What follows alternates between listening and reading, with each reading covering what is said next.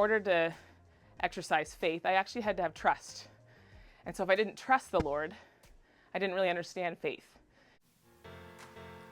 And they overcame him by the blood of the Lamb and by the word of their testimony, and they loved not their lives unto the death.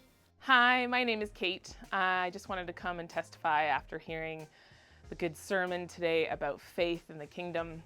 And I just wanted to testify how, for me, how I had to learn what faith is, even though I've been raised in the church and would say that I have a good foundation and I've always understood faith.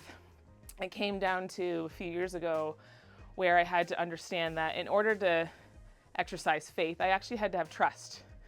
And so if I didn't trust the Lord, I didn't really understand faith.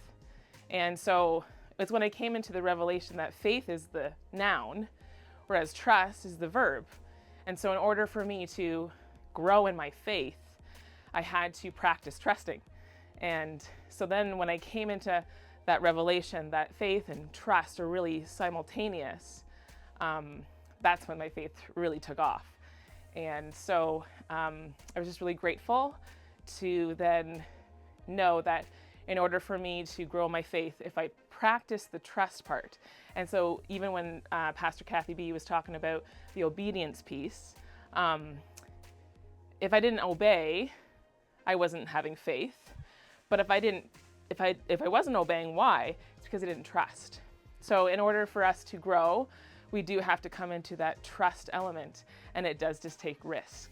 So I just encourage you all to have a lot of risk and step out in your faith by trusting God.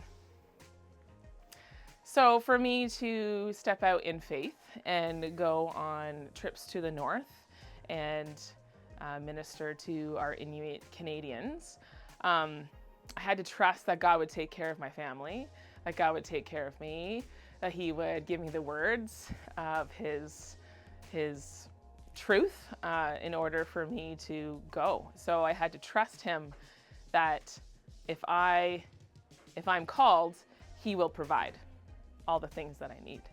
So thank you, Lord, that my faith has grown because, again, I stepped out and I trust Him.